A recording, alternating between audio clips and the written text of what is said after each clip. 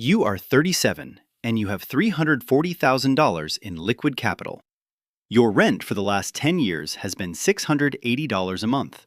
The apartment is on the fourth floor of a building that was built in 1987 and has not been significantly renovated since. The elevator works 3 weeks out of 4. The kitchen window faces a wall. You have lived here since you were 27 and you know which floorboard creaks and which burner runs hot, and which neighbor leaves for work at 6:14 every morning. Your colleague bought a house at 27, a 3-bedroom in a suburb 40 minutes from the office. $320,000, 30-year mortgage, $1,890 a month. He has lived there for 10 years. He has $22,000 in savings. Same income, same city, same 10 years. By the end of this video, you'll definitely see that the choice between renting and buying isn't a financial question. It's a question about which system you're willing to trust with the next decade of your life. And most people make it emotionally before they've run a single number. You'll find out why the cheap apartment was never the sacrifice everyone said it was. This is your life, 10 years of the cheapest rent you could find. Year 1. You were 27 and you just turned down the house. Not because you couldn't afford it. You had the down payment, $32,000 saved over 4 years of working a job that paid enough and spending less than it allowed. You had the pre-approval. You had the realtor who sent you 12 listings in the first week and called twice more after you stopped responding. You ran the numbers instead.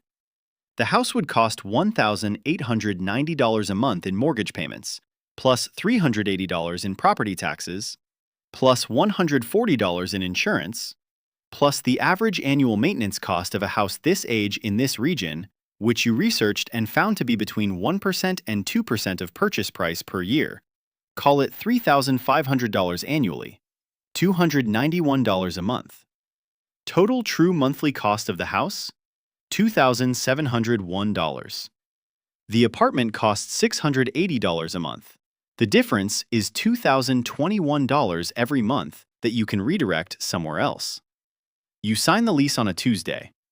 The apartment smells like fresh paint over old walls, which is a specific smell you will come to associate with the beginning of something. You carry your boxes up 4 flights because the elevator is being serviced.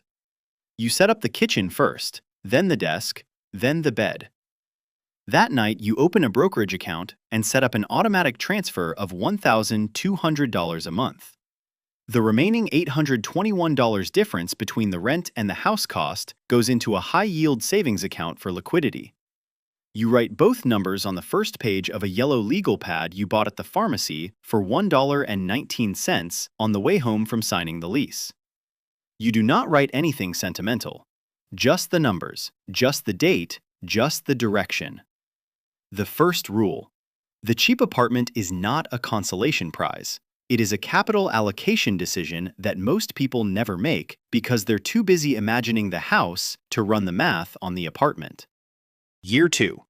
The investment account has $15,400 at the end of year 2.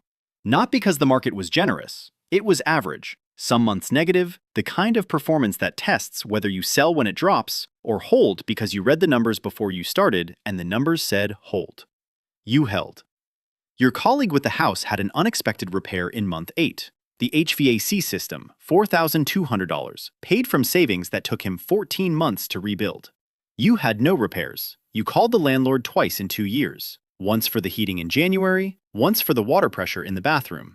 Both were handled within 48 hours at zero cost to you.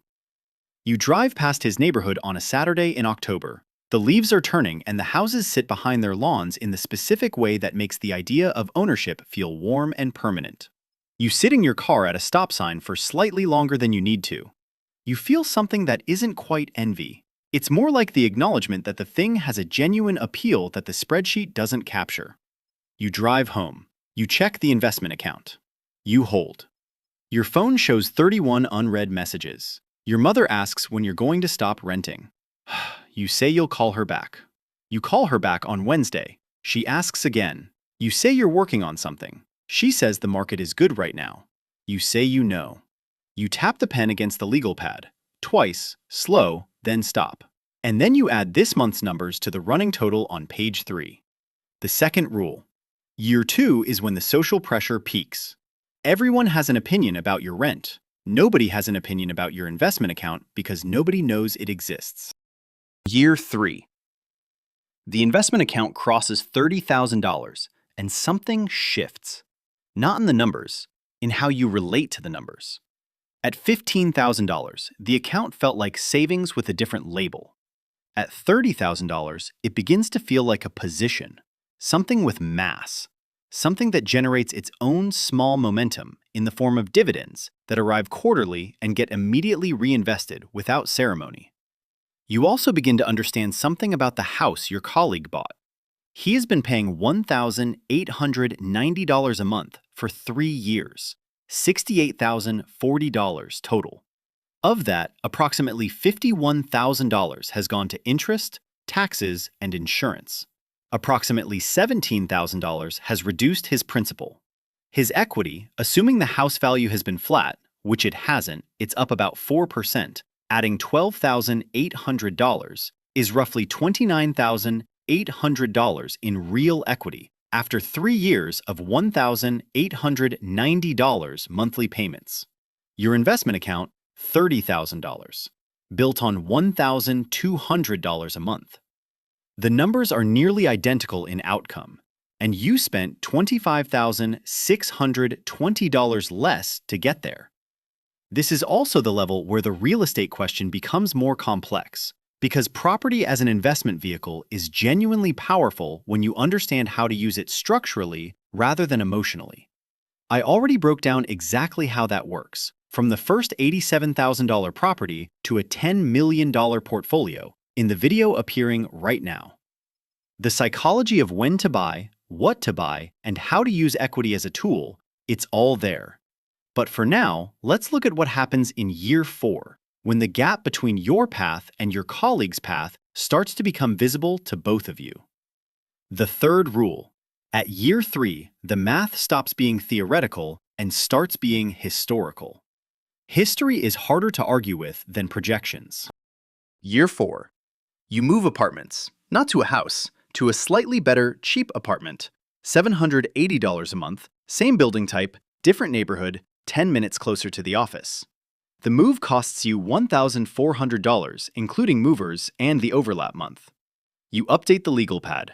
The monthly difference between your rent and your colleague's housing cost is now $1,921. You adjust the automatic transfer to $1,300. The savings buffer absorbs the $100 reduction without complaint. The investment account has $47,000.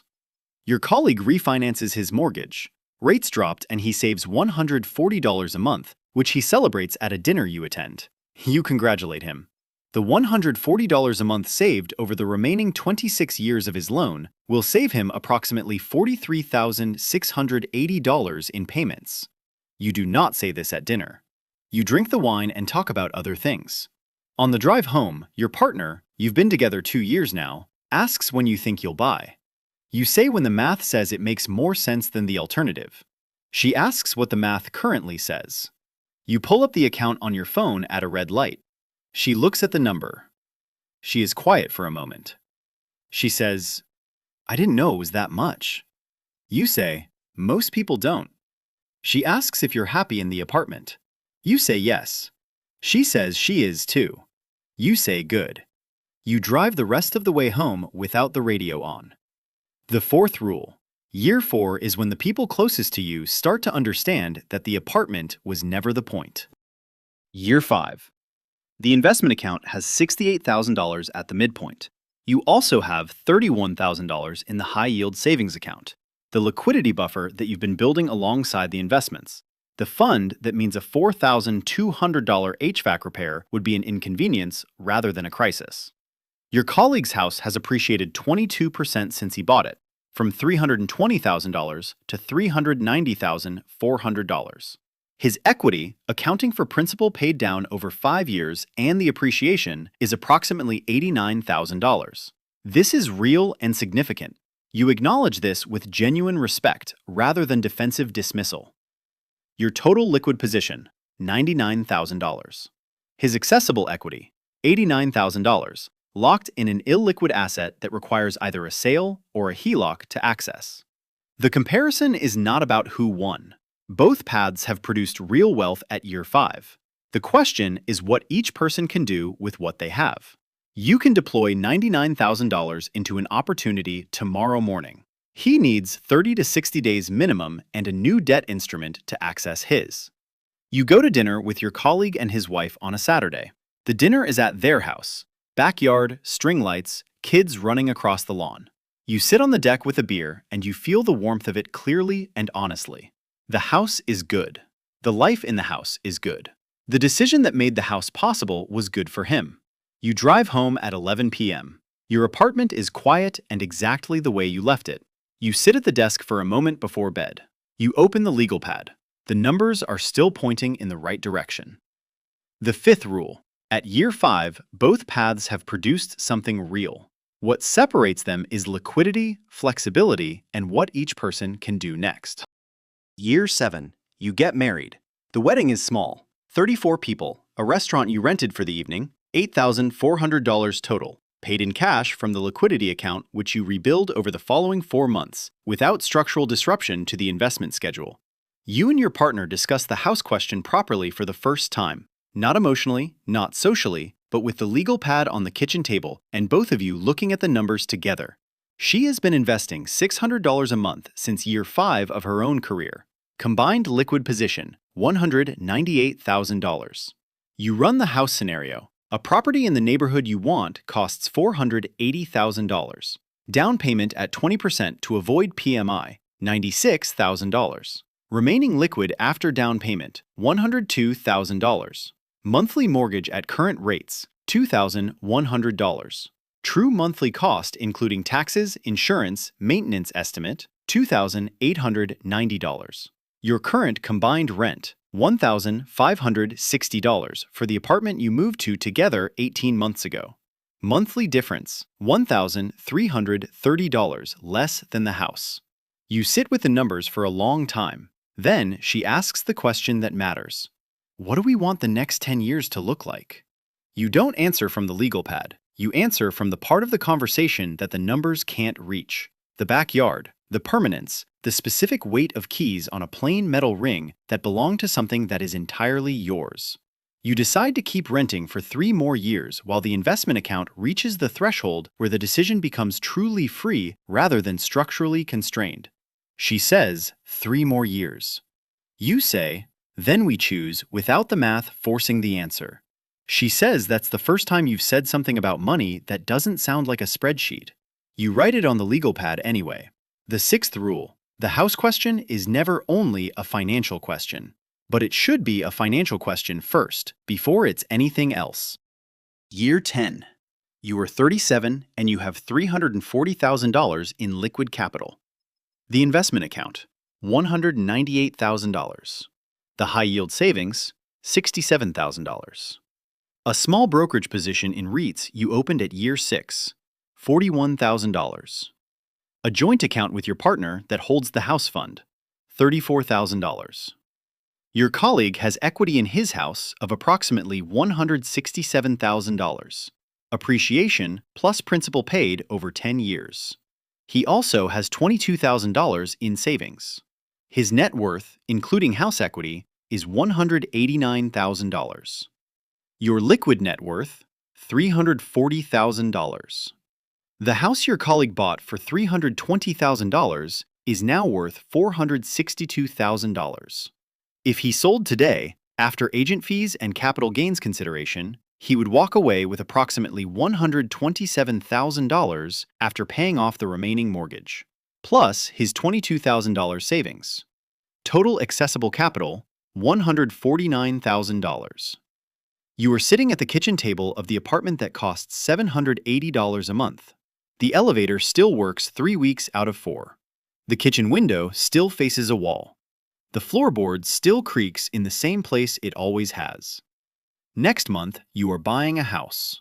Not because the math finally forced it, because the math finally freed it. You have enough that the down payment doesn't hollow out your position.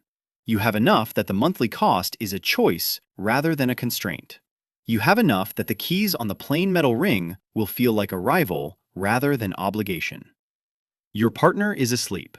You are at the kitchen table with the legal pad, 14th page of the first volume, same notebook, same pharmacy, same $1.19. You add up the 10 years. 120 months at an average rent of $710. Total rent paid, $85,200. Your colleague paid $226,800 in mortgage payments over the same period, of which approximately $89,000 went to principal and $137,800 to interest, taxes, and insurance. The difference in total housing cost over 10 years, $141,600 in your favor. The difference in current liquid capital, $191,000 in your favor. You write both numbers on the page. You draw a line under them, then you write the address of the house you're buying next month. Somewhere right now, someone is looking at a mortgage pre-approval and a lease agreement side by side. The pre-approval feels like progress, and the lease feels like waiting. They are about to choose based on how each one makes them feel, rather than what each one costs over the decade they are about to live inside. Run the numbers first. Feel the feelings second. The apartment was never the sacrifice. The apartment was the plan.